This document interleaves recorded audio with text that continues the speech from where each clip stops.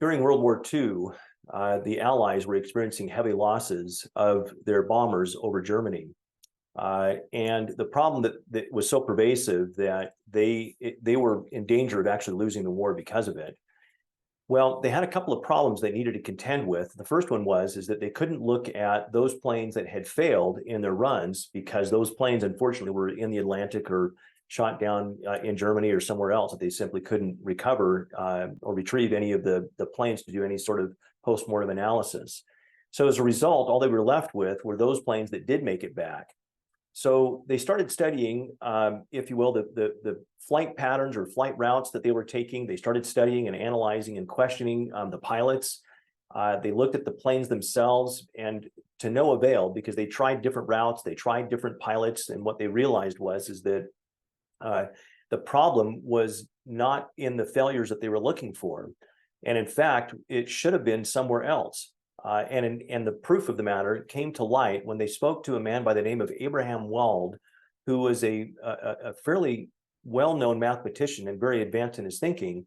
And what he looked at was where all the bullet holes were of those planes that made it back. But then what he also found is to determine where the bullet holes were not. And so what he discovered is that those planes that made it back had some commonalities to them. First of all, that the engines were largely intact and had few, if any, bullet holes sustained there, or the cockpit was largely unaffected, and that the tail was still attached to the fuselage. So as a result, they quickly determined that they needed to reinforce, and it was Abraham Wald that used the statistical analysis to determine that the planes that were making it back were the ones that had very few damage or strikes to the engines or the cockpit or the tail. So they determined that they needed to reinforce the engines and, again, the underbelly of the cockpit, and then, of course, of the tail section, to keep all of those intact. And very quickly they realized that that was the right answer, because all of a sudden those planes started making it back in a much greater number.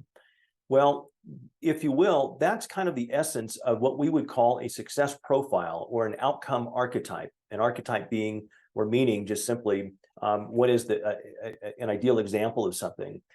And the outcome archetype for these planes was that those planes that had a reinforced underbelly around the engines and the cockpit and the tail sections were those planes that were going to make it back. And so very quickly they realized what that outcome archetype was, the success profile.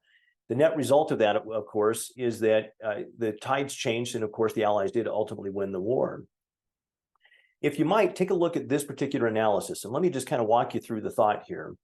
And that is simply that we've got a lot of amazing tools that are out there that are event-driven, that look at the number of times that a thing happens, every 10 seconds or every 15 second in increments.